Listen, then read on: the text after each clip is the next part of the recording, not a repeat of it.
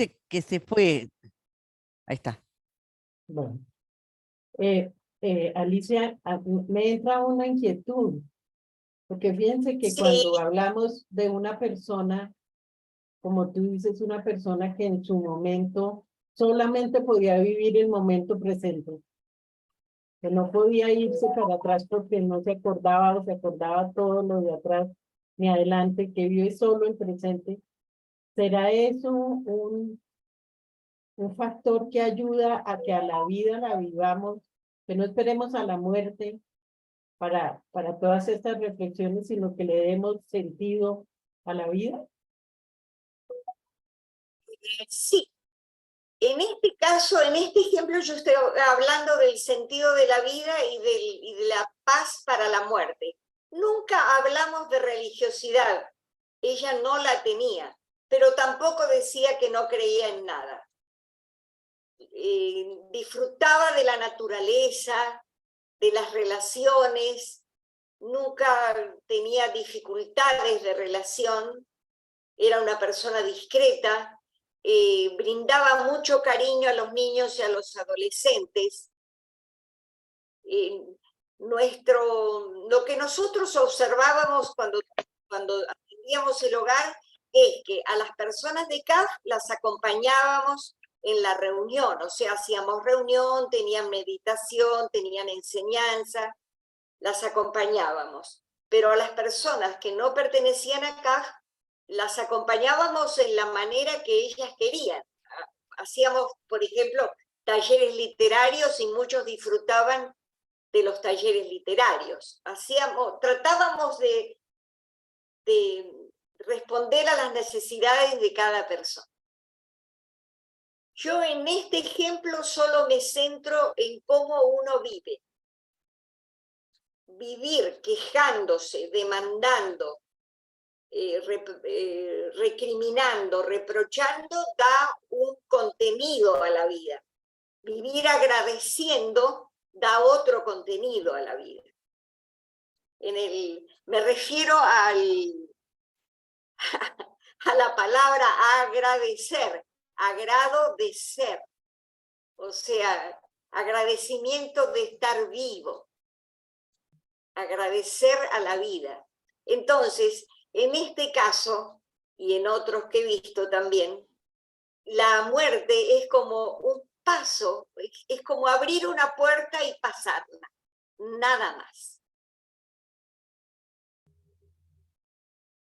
De hecho ya existen algunos estudios que seguramente les compartirá John Haydn, pues ya existe la cifrapresencia estudiada, y cómo al final muchos de los miedos que nosotros tenemos para vivir, pues se los tenemos al momento de morir. Y pasar ese espacio, por lo menos en esto de conversar, para ir quitando los miedos. ¿Será que el miedo es algo que pudiera paralizarnos o que pudiera expandirnos? ¿Qué opinas, Alicia? ¿O a qué se deberá tanto el miedo? Que no abordamos ni siquiera los temas. Sí, he escuchado a algunas personas que dicen que el miedo, en el otro polo del miedo, lo opuesto al miedo es el amor. Cuando hay amor no hay miedo. En nuestras enseñanzas también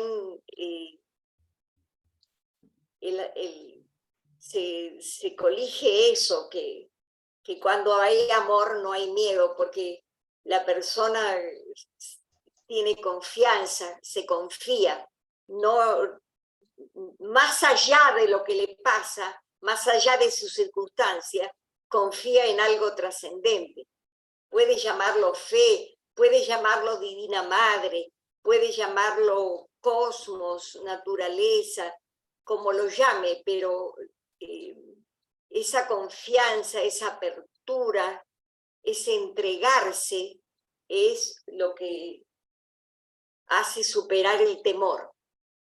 El temor muchas veces, en este caso de la experiencia de la muerte, es el temor a lo desconocido. Pero la verdad que todas las veces en el día estamos ante lo desconocido. Conocemos una persona, no sabemos quién es, y eso es lo desconocido.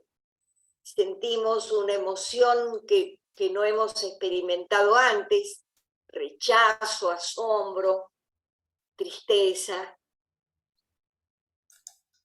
la que sea, y bueno, eso me abre una puerta hacia algo que es desconocido, una experiencia nueva. Empiezo un trabajo, una tarea, un estudio, y también estoy en un campo desconocido. Voy a un grupo nuevo, cambio de tabla, cambio de grupo, y voy hacia lo desconocido.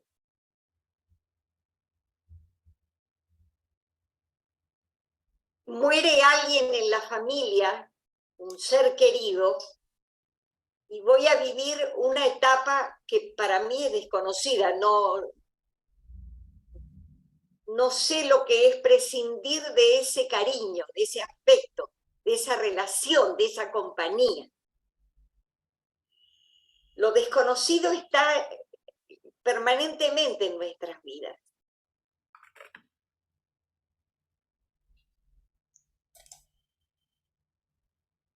Me gustaría saber qué aspectos quieren que profundicemos o que reflexionemos un poco más. Aquí nos escriben porque hay muchas personas en lo que hablábamos del estudio que se lamentan de haber tenido malas relaciones o de no haber sanado relaciones. ¿Cómo vivir las relaciones de una manera sana para que no lleguen esas lamentaciones al final, incluso las relaciones con nosotros mismos? ¿Pudiera ser que el miedo también nos oculta esas posibilidades?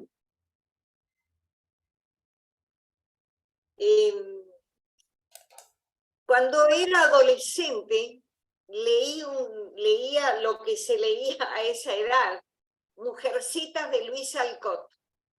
Eran 4 chicas y 2 tuvieron un disgusto, un enojo fuerte. Entonces, cuando fueron a esquiar, una se hundió en el hielo. Y no se hablaban las hermanitas, tenían un enojo muy fuerte y no se hablaban. Pero cuando la chica más chica cayó en el hielo, la otra la fue a auxiliar. Porque la madre le había dicho la noche anterior, no te vayas a dormir con ese enojo. No dejes que sobre tu enojo se ponga el sol. Entonces, una medida higiénica, emocional, mental y hasta espiritual, es no dejar que sobre nuestro enojo, disgusto o malestar se ponga el sol. Tratar de abrir ese tema con la persona o con las personas, con el grupo, en el mismo día o lo más pronto posible que se produjo el conflicto o como queramos llamarlo. ¿Por qué es esto? Porque la emoción da lugar a un malestar o a un sentimiento negativo, y eso se va profundizando en uno y también en el otro, y después es cada vez más difícil. Cuando nosotros sentimos incomodidad, ahí empezamos a dialogar. La incomodidad es una señal. Yo me siento incómodo con esta persona, incómoda. ¿Por qué? Uno dice teóricamente que todos somos diferentes y que tenemos derecho a pensar diferentes y a disentir, o sea, tener sentires diferentes. Pero otra cosa es poder elaborarlo junto con la otra persona. Aceptar lo diferente es elaborar juntos. No tratar de homogeneizar, O sea, de que el otro sienta lo que yo siento, piense lo que yo pienso, vaya por el camino por el que yo voy. Sino abrir esa posibilidad, abrir el pluralismo de sentires, de pensares, de formas de mirar la vida. Eso también es una preparación para la muerte. Y en esto les voy a contar que nosotros tuvimos entre las personas mayores que cuidamos, un hijo de CAF, de acá de Córdoba, que conoció a esta persona, que ya era mayor, tenía 78 años, era madre de Mayo, era una de las madres de Mayo, pero ya no podía ni ir a la plaza ni nada, tenía una afección psicológica, anímica, una depresión, diríamos más precisamente, no podía vivir sola, teníamos que atenderla y vino con nosotros. Vino con nosotros, había perdido la única hija de una desaparecida, desapareció un día, nunca más se supo en años, nunca, hasta que ella murió de más de 90 años.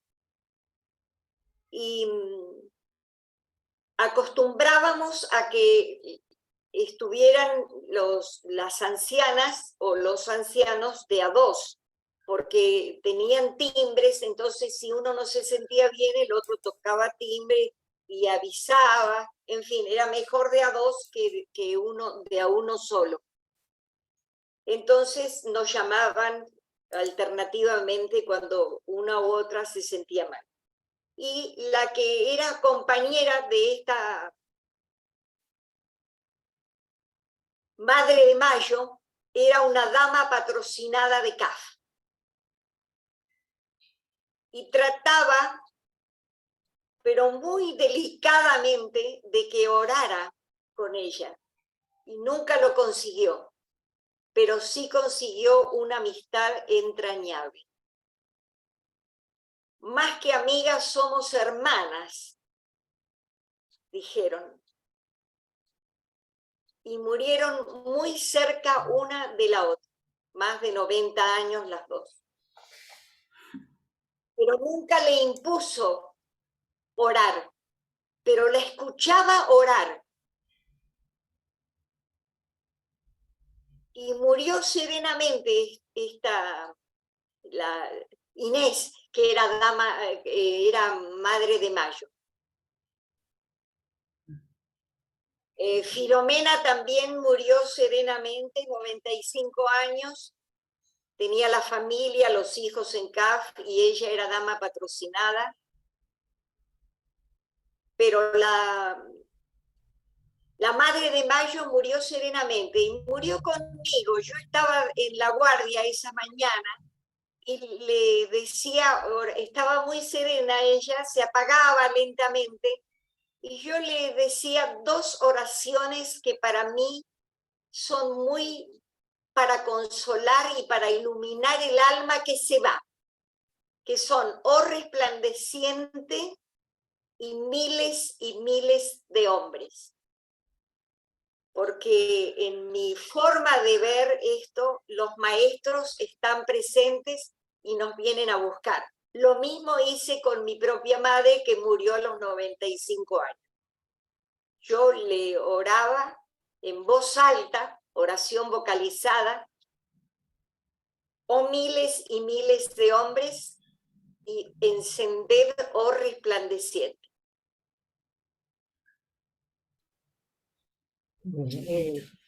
Alicia nos ha preguntado, nos ha dicho que lo que queramos profundizar. Entonces, por favor, los que quieran preguntar, pues siéntanse libres de hacerlo.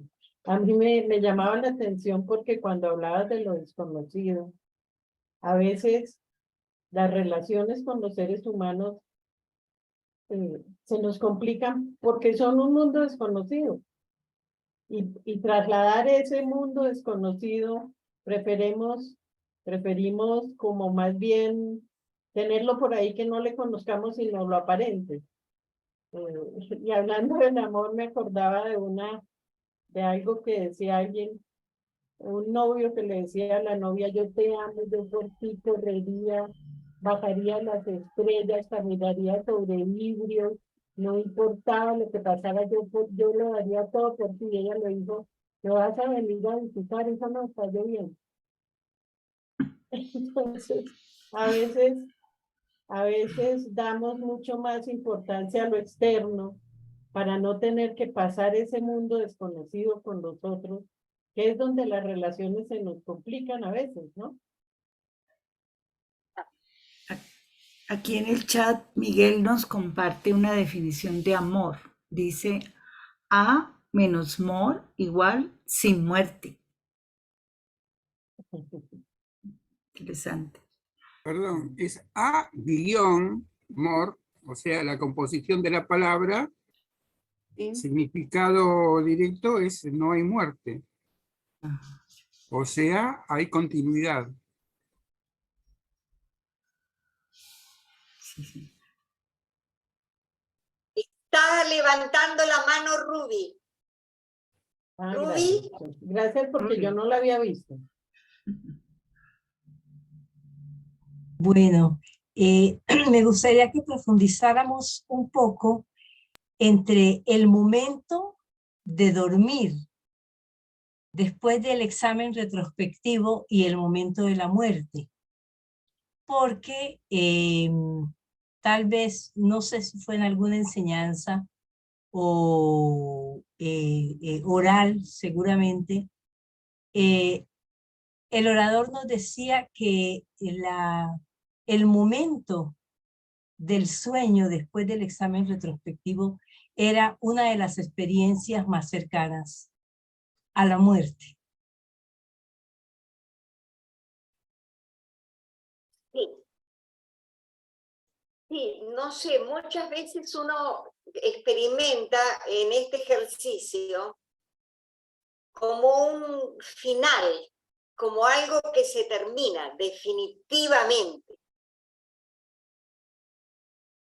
Y la verdad que en mi experiencia, cuando uno ha vivido bien su día, y es poco lo que ha quedado suelto, por ejemplo, ha soltado sus preocupaciones, ha soltado sus temores, ha soltado sus expectativas, ha soltado su ansiedad, siente como un gran vacío liberador. Un gran vacío, pero es un vacío liberador. Por eso la enseñanza en desenvolvimiento espiritual dice que, no voy a decirlo con las mismas palabras porque no me acuerdo, pero dice que el ejercicio de la memoria no fija en el plexo solar, que es por donde entra el temor, lo fija en el visual, en el plexo visual, lo visualiza, y al visualizarlo le saca la carga emocional. Miguel, gracias Alicia. No sé, Ruby, ¿tú querías confirmar algo, me parece? No, no, Ah, no. bueno. Gracias. Miguel. Complementar lo que acaba de decir la dama, de que el relato de la muerte nos dice que las almas avanzadas salen por la coronilla y las comunes salen por el ombligo, ¿no? Es lo que acaba de decir, ¿no? Si salimos pegados a las emociones o salimos en forma menos densa, ¿no? Eso es una cosa que quería comentar. Otra cosa es, ¿qué es la muerte? Bueno, la percibimos como el fin de la vida. ¿Pero qué es la vida? ¿La vida de quién? La vida en abstracto, de las plantas, de los animales, de la ecología, de la humanidad. La muerte mía, ¿la muerte de quién? ¿Cómo la percibo?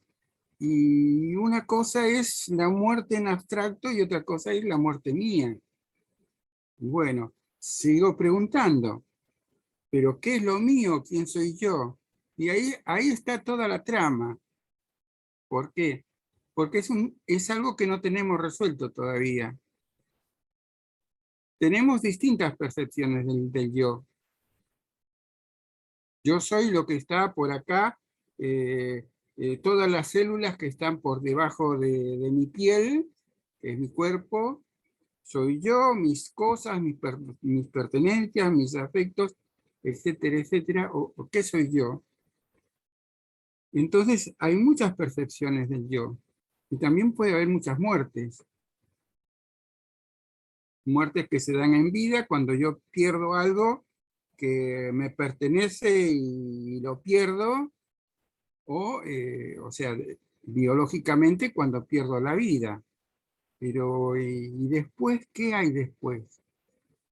Ahí no tenemos respuesta. Había una frase en alguna enseñanza que decía, todo se acaba con el último suspiro. La vida seguro que sigue, hay vida después de la vida, seguro que sí, pero es otra vida, no es la mía. ¿Puede haber reencarnación? Y tal vez sí, tal vez sí.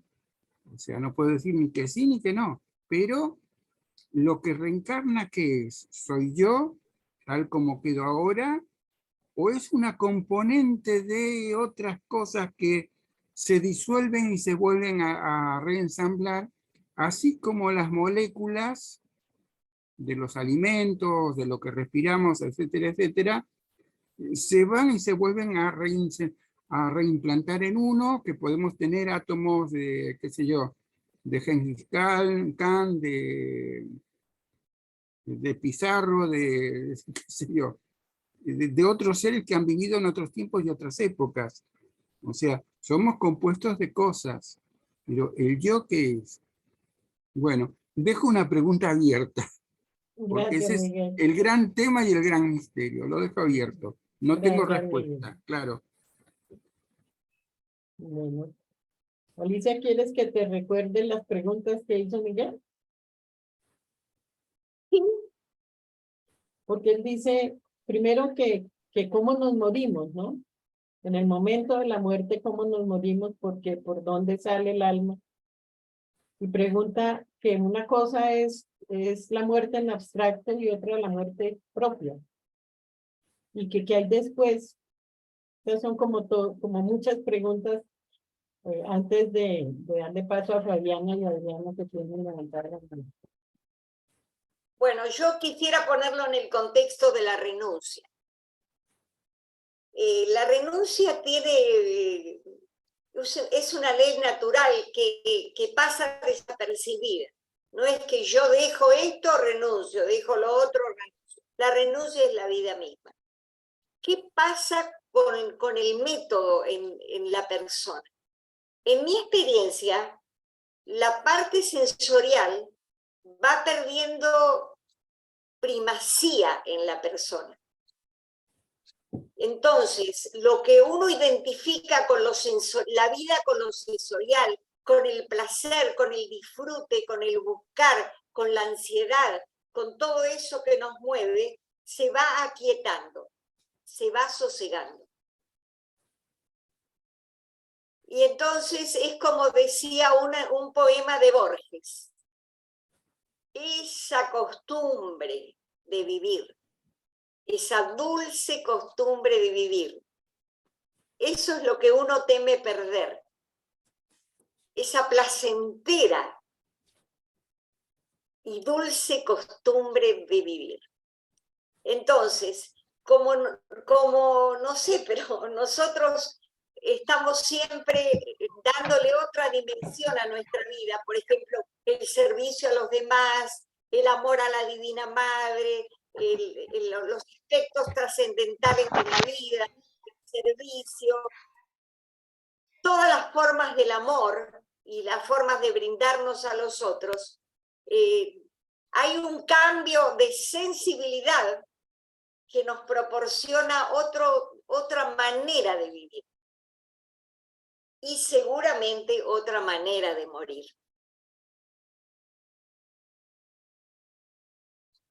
Fabiana. Sí, ¿qué tal? Buenas noches. Buenas noches, Buenas Fabiana. noches. Bueno, primero yo me acordaba en un diálogo que tuve con el señor Jorge, en que le pregunté sobre la muerte, que era él cómo la vivía, ¿no? Entonces me dijo, estoy muy ansioso por saber de qué se trata, ¿no? Y con su mente científica, porque yo creo que él era un científico de lo espiritual, creo que la debe estar transitando ahora y lo percibo muy liberado. O sea, cuando hablamos de eso, él lo que quería saber era de qué se trataba. Esta pregunta que hizo Miguel, él quería saber de qué se trataba eso, ¿no? Y no hacía lugar a elucubraciones, ¿no? A decir nada que su mente no lo hubiese comprobado. Eso quería agregar porque en esto de lo desconocido, ¿no? Porque es algo que no sabemos, ¿no? De ir con entusiasmo a lo desconocido. Y lo otro que quería... Exactamente. ¿Cómo? Ah, Sí, exactamente eso, ir entusiasmado a lo desconocido, era sí. abierto. Era abierto, como cuando volaba, ¿no? Aprendió a volar y piloteaba y iba por... No cualquiera, Así es. que no viene de esa rama, digamos, toma un avión y vuela por toda América, ¿no? O sea, pensaba que esa actitud la tuvo en vida también, digamos, que esto que dice usted. Por eso yo pensaba que uno en la vida, ¿no? Ojalá tengamos más de 90 para terminar ciertas cosas, pero no sabemos cuándo viene ese momento. Entonces yo lo que quería un poco decir, a mí lo que me pasa a veces que digo, hay cosas que uno nunca las termina porque siempre queda algo para el otro día. Entonces yo digo, bueno, si yo no estoy, que alguien lo pueda terminar o que sepa, digamos, cuál es la actitud, porque siempre quedan cosas, ¿no? Y uno no sabe si va a tener tiempo de hacerlo. Y qué cosas uno tiene que ir dejando o dejar de controlar también, y de última que lo haga otro y que lo haga de otra manera, digamos. O sea, eso quería, ¿cómo lo resolvemos a eso, no? Que lo haga otro y dejar de controlar. Alguien lo va a tomar, alguien lo va a retomar y lo va a hacer. Y posiblemente mejor que yo. En relación a la avioneta que conducía en unos tiempos el señor Jorge, yo conocí al caballero ordenado que le enseñó a conducir la avioneta. Y se asombraba de la rapidez con la que lo aprendió. Porque decía que así, eso hacía. Estaba aprendiendo eso y estaba en el presente. Eso hacía. Así que aprendió rapidísimo el señor Jorge. Aprendió rapidísimo. Bueno, yo creo que eso, vivir el presente sin arrastrar el pasado, sin proyectarme hacia el futuro, eso es vivir y poder morir de la misma manera. Qué lindo, qué lindo. Allá vamos. Entusiasmados. Gracias, Adriana. Antes de darle paso a Adriana, aquí Betsaida dice, la vida es eterna. Lo que se acaba es el tiempo. El tiempo es limitado. Por esa razón hay que aprovecharlo al máximo. Está Adriana ahora. Adriana. Sí, estaba poniendo el micrófono.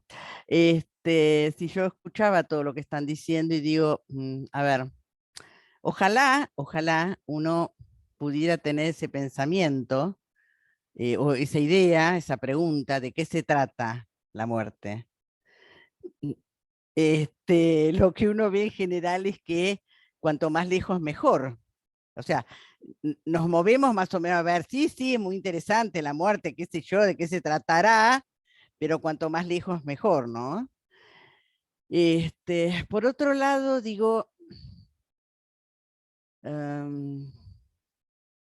estos espacios que estamos transitando nos permiten, como todos tenemos distintas, nos significa diferente la muerte, estos espacios nos permiten un acercamiento, ir acercándonos a este tema, no tanto a la muerte, que en CAF lo vemos mucho, porque es en forma general, ¿no?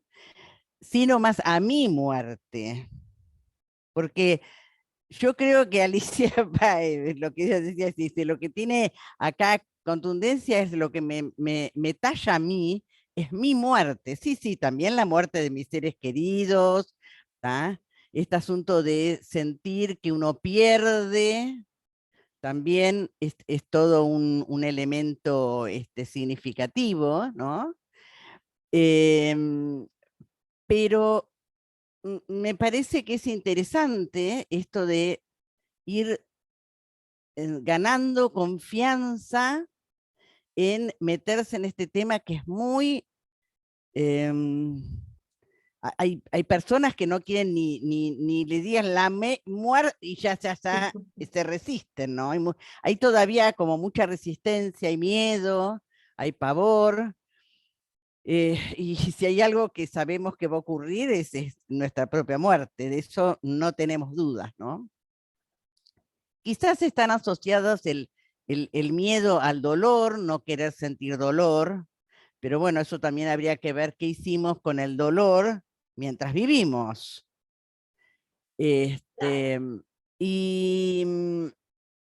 hay una cosa que yo siempre tengo una duda, que quería preguntarle específicamente a Alicia, a ver qué piensa ella, respecto, que no sé siquiera si viene específicamente de CAF o de quién viene, esta idea de que el alma demora en desencarnar, o se supone que demora un cierto tiempo en desencarnar. Creo que va a depender de cuánto nos hemos encarnado espiritualmente, digamos, el espíritu, cuánto se ha encarnado en ese cuerpo, ¿no? Pero yo he escuchado decir que no conviene, por ejemplo, cremarse rápido, o sea, morirse y que lo cremen a uno. Que hay que esperar, no sé si 40, 42 días. Esto es lo que yo he escuchado, entonces quería saber qué tanto de esto hay, digamos, conoce usted o sabe cuánto de certeza tenemos. Sí, algunas personas tardan 7 horas en desprender el astral y el energético. Otras personas tardan 7 días. Y las primeras hijas de la comunidad que estuvieron con don Santiago, le escucharon varias veces relatos de personas que merodeaban el lugar donde habían muerto, sea la cama del hospital, la cama de la casa o un accidente.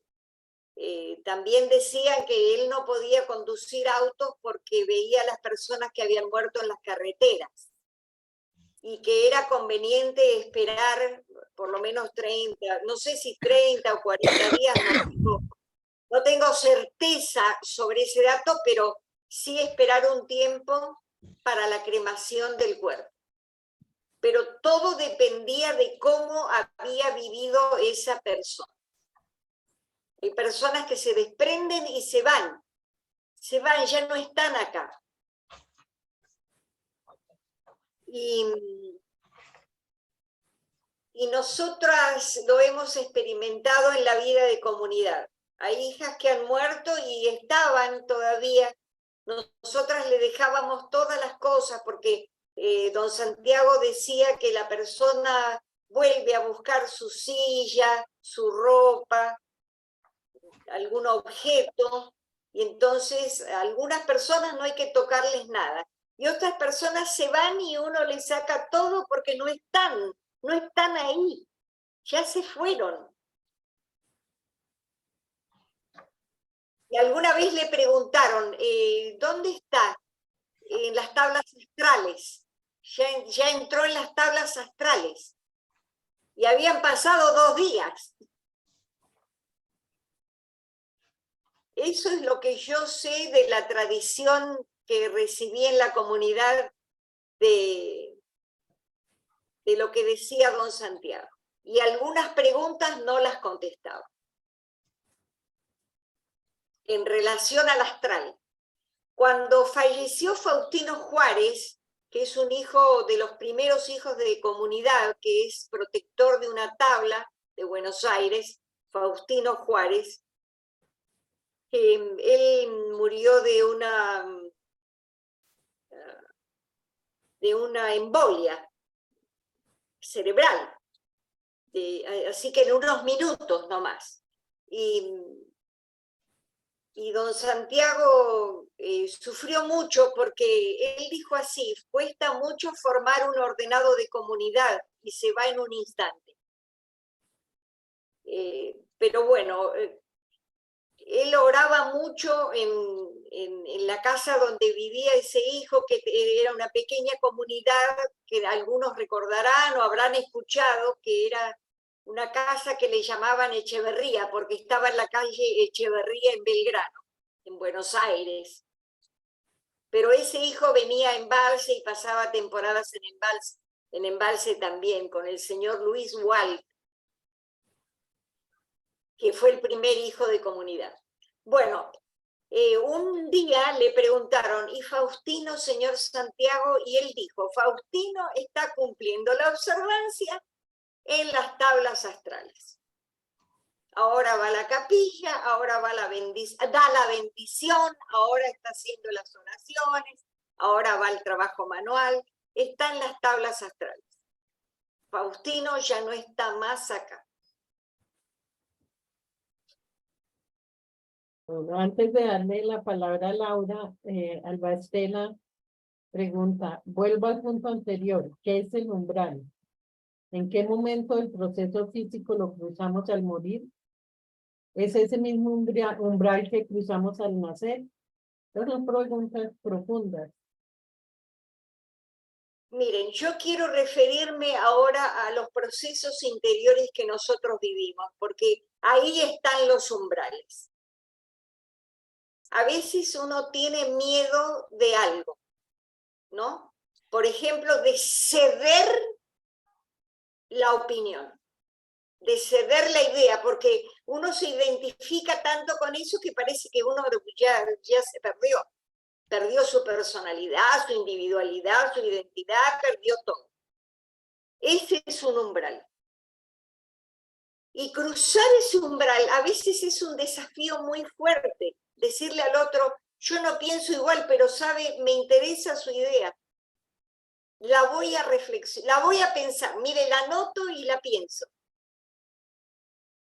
También no quiero dar ejemplos más fastidiosos, digamos, pero a veces en una discusión o por una manera de ver o por una sensibilidad también se pasan umbrales. Voy a contar algo que no termino de entender todavía, pasó hace muchos años.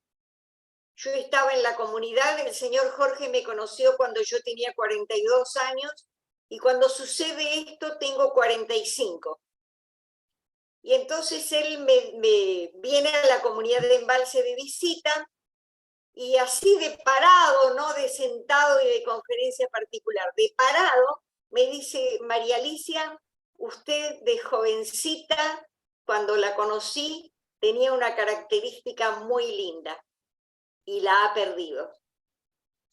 Pero la verdad que no había caminado tanto como caminó hasta hoy. Lo que entiendo hasta ahora de eso es que a veces hay que perder aún cosas que son lindas, que son buenas, para que haya transformación. Y esos son los umbrales que hay que cruzar. Por ejemplo, a veces uno tiene un carácter demasiado blando, demasiado bondadoso, y le hace falta un poco de firmeza por el trabajo, porque está a cargo de otros hijos, porque los tiene que orientar, porque tiene que dar la enseñanza, porque tiene que acompañar a hijos en situaciones difíciles. Esos para mí, son preparatorios, formas preparatorias para pasar el umbral hacia lo desconocido. Mientras yo soy y creo ser la persona así bondadosa o de mal carácter, o como quiera que me quiera identificar con algo, no paso umbrales. Estoy siempre en mi casa, en mi pieza. Para pasar umbrales tengo que abrir la puerta y salir. Y estar dispuesta a lo desconocido, lo que sea que voy a recibir. Es lo mismo que usted, por ejemplo, en la vida cotidiana. Dice, le voy a presentar a un aspirante. Tiene 20 años. Ah, sí, pero ¿cómo es? ¿Le gustan las drogas? ¿Tiene pelo largo? ¿Es del rock? Porque así yo me prevengo. No pregunto nada. Voy a la otra persona, la otra alma, y cruzo el umbral hacia lo desconocido. Si yo tomo prevenciones, nunca voy a pasar umbrales. Nunca. Y el único umbral que voy a pasar va a ser el de la muerte. Pero no quisiera estar ahí en esas condiciones, yo por lo menos. No sé si me hago entender en esto, porque esto, como es adentro, es afuera. Lo que uno vive adentro, tarde o temprano, lo actúa. Lo actúa.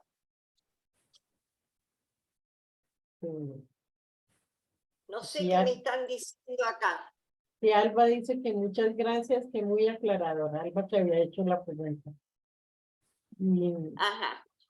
le damos paso a Laura.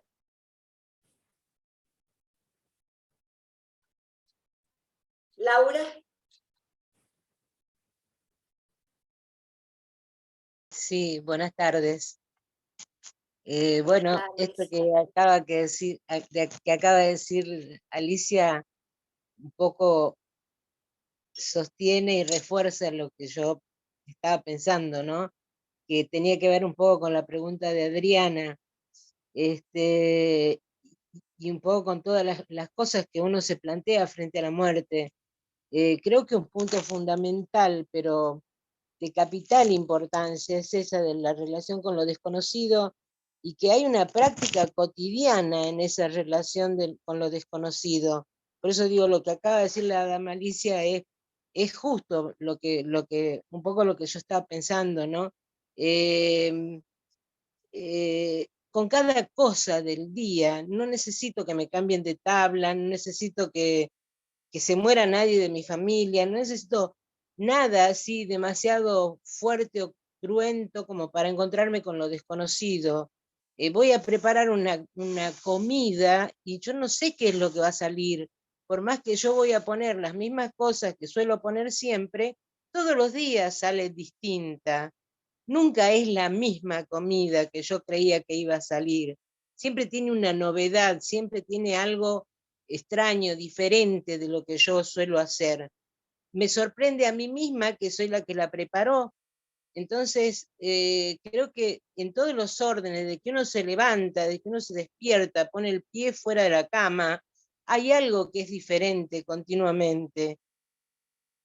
Prepararse a la aceptación de eso diferente todos los días y a cada momento, creo que nos va dando como cierta confianza en que no vamos a estar tan fallidos frente a lo desconocido cuando nos toque la parte más dificultosa por ahí.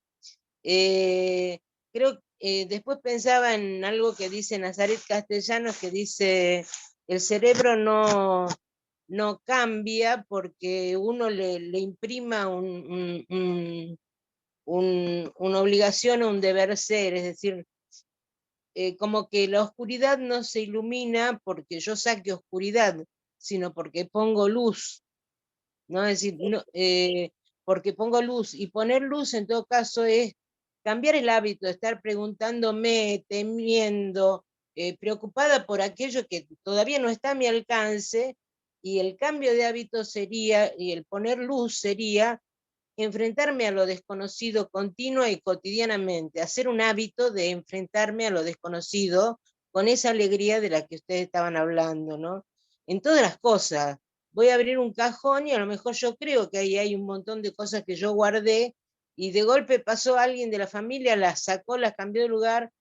Enfrentarme a lo desconocido es aceptar que eso no está más ahí, sin enojarme, sin tener una diatriba con la persona que lo cambió de lugar o cosa por el estilo, sin pensar que me cambiaron el orden, que el orden es como yo lo establezco y no como lo están haciendo los demás. Hay una cantidad de situaciones pequeñas, infinitesimalmente pequeñas, que me habitúan continuamente a lo desconocido. Esto yo creo que me da la impresión de que es lo más importante de todo, ¿no? Habituarse a lo desconocido en lo cotidiano, en el aquí y ahora, permanentemente, a cada instante.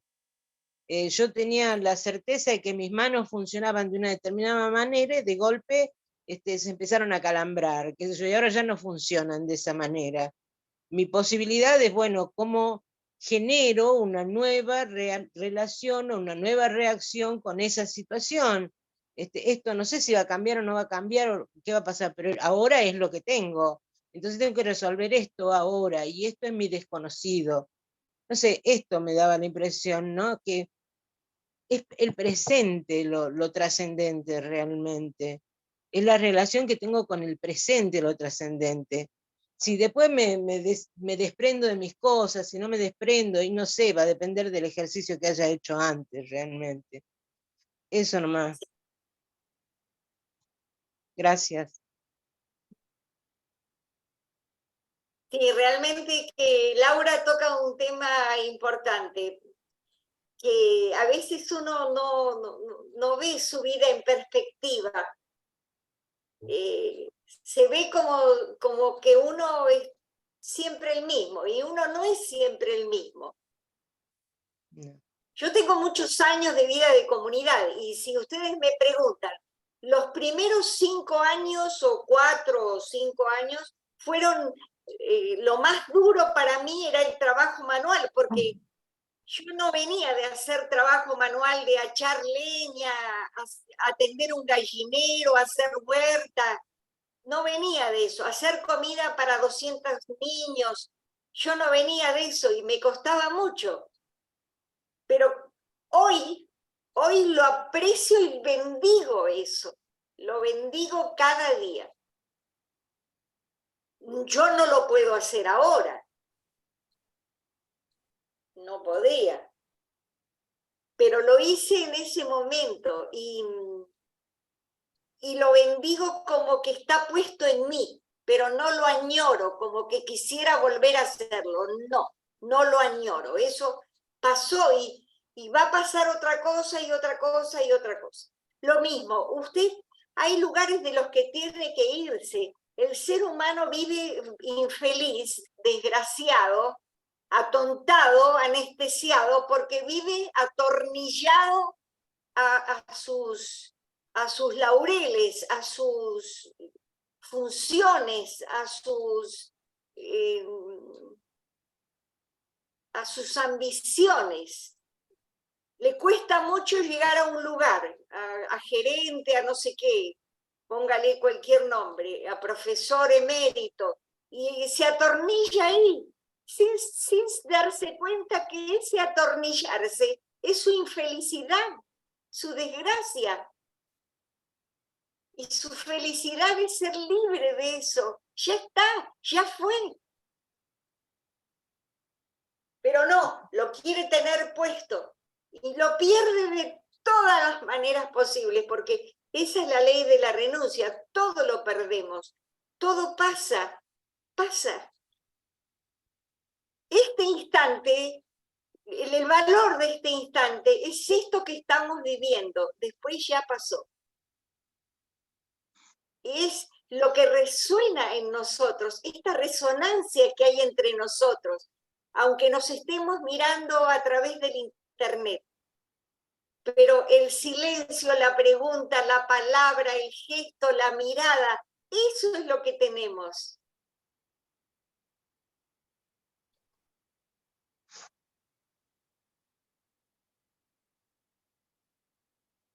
Y lo que queda resonando en cada uno de nosotros. Nada más. A ver, se me ocurren preguntas.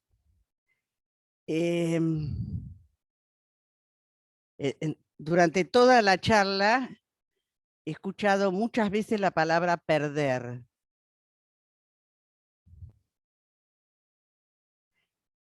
Y seguramente que esto viene de todo lo que lo hemos escuchado.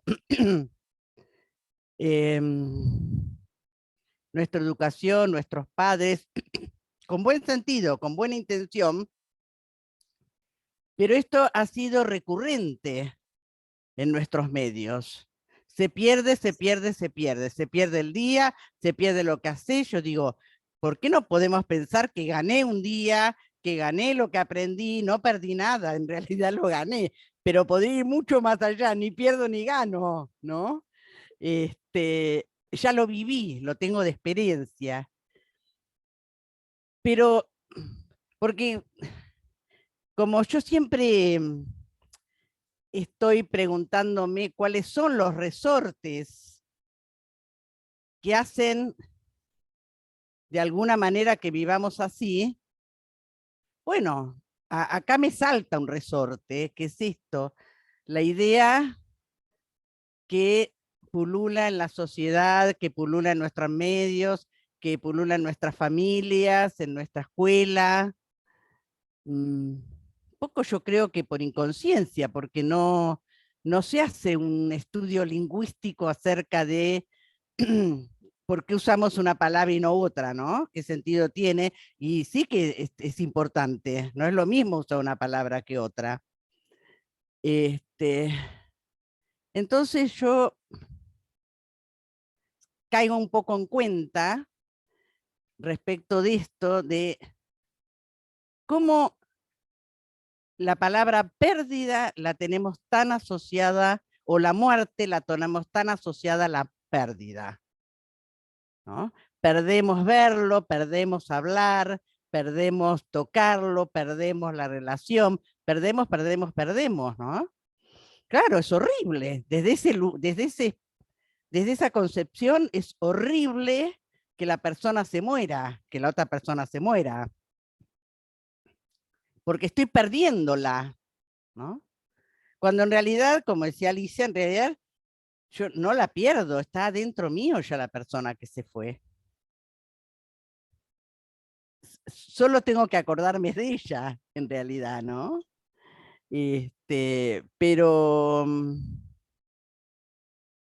Pero ¿cuánto tenemos que revisar de estas cosas, no?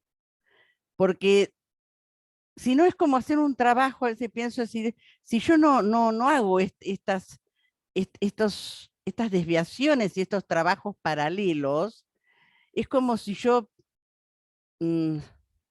tapara agujeros de un barco por donde está entrando agua, pero por otro lado se me están haciendo otros agujeros, ¿no? O saco agua, pero tengo agujeros en el barco, con lo cual siempre estoy metido en un barco con agua adentro, ¿no? Que sería mi vida, de alguna manera. Entonces, bueno, me surgió esta reflexión un poco por todo lo que he escuchado, en realidad. Pero realmente, como todo en la vida, tiene las dos caras, ¿no? Entonces podríamos decir, qué mal, estamos parándonos sobre, mirando el lado negativo, la pérdida. Pero por el otro lado, podríamos decir, a ver, qué bien, porque el hecho de darnos cuenta que estamos haciendo eso nos permite salir de eso, porque si no, ¿cómo salimos? ¿Cómo cambiamos si no reconocemos dónde estamos de alguna manera encajados? No sé si se queda claro, pero bueno, ya Claro. está.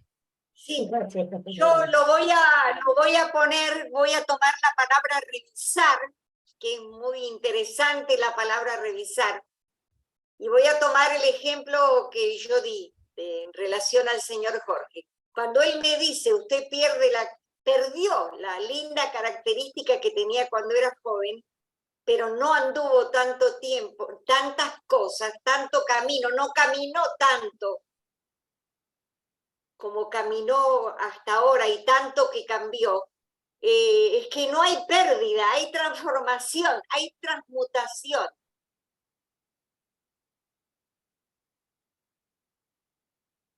Cuando uno revisa, ahí hay transmutación. Uno pierde algo, pero se transforma en otra cosa. Si hay trabajo, si hay tarea interior, elaboración, trabajo interior, como de la manera que lo queramos llamar, hay cambio. Y el cambio siempre significa eso, transformación en otra cosa.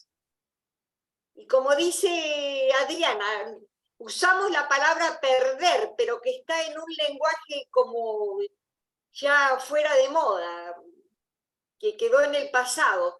No es perder, es transformación, es cambio como transformación, incluso como transmutación.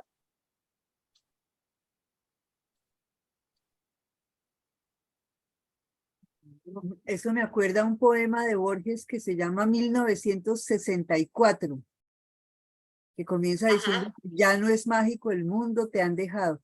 Pero en una parte dice, nadie pierde, aquí lo tengo en el teléfono, nadie pierde, repites vanamente, sino lo que no tiene y no ha tenido nunca. Yo también creo que es por ahí, o sea, uno lo que ha vivido ya hace parte de uno. Si uno tuvo una relación, pues esa experiencia está en mí. Que la persona se muera o se quiera ir es irrelevante porque no hay posibilidad de perder lo que realmente he tenido. Lo único que uno no pierde realmente es lo que no ha tenido y no tendrá nunca, como dice Borges. Claro. Así Gracias, es. María Marcela. Fíjense que hoy el camino era otro, pero Alicia dice, yo quiero entrar en lo desconocido, en lo que vaya a suceder. No me digan nada. Y eso fue lo que pasó hoy. Muy, muy lindo, muy agradecido y qué pesar que se nos acabe el tiempo. No sé si Alicia nos quieras compartir alguna otra cosa antes de despedirnos.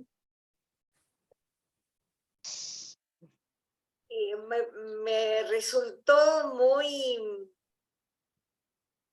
intensa esta reflexión, muy profunda. Y yo quisiera señalar cómo lo veo, y es que no hay externo e interno, hay integración. A veces uno pedagógicamente lo separa, presente, pasado, futuro, habla de trabajo interior, de trabajo exterior, pero en realidad es todo una unidad. Y eso yo lo pude percibir en lo que hemos intercambiado. Lo que hemos intercambiado fue siempre a la integración. Somos seres integrales. Somos una unidad. Y esa unidad actúa como unidad muchas veces. Y otras veces se fragmenta. Y quiere aparecer, esa fragmentación quiere aparecer como protagonista.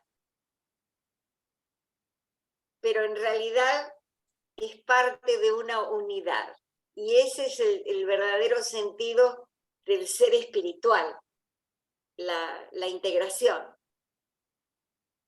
Y así como integración, todo es espiritual. Toda manifestación, todo sentimiento, toda emoción, todo lo humano es espiritual. Entendido así.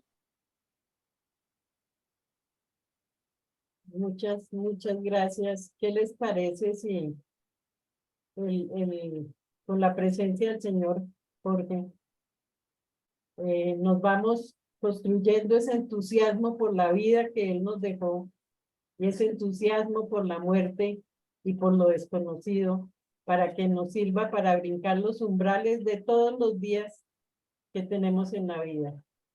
Mientras tanto, un gran abrazo cuántico, que son los que llegan al alma, que son los que nos damos aquí y que duran hasta el próximo abrazo, que será el 24. Un honor, una alegría y una gran gratitud de que nos hayamos podido compartir y consolar entre todos hoy y estar tan alegres de la presencia del Señor Jorge en nuestra vida. Chao. Muchas gracias. Muchas gracias. Muchas gracias, Alicia. Muchas Gracias, gracias. hermoso, muy lindo. Hasta luego. Muchas gracias. Maravilloso. Gracias, Muchas gracias. adiós. Muchas Un gracias. beso Muchas grande, gracias. Alicia. Un beso grande. Chau, chau. Abrazo a todos. Gracias. Muchas gracias a todos. Gracias, señorita Alicia. Gracias, muchas gracias. Fuerte abrazo, señorita Alicia, gracias. Gracias, gracias.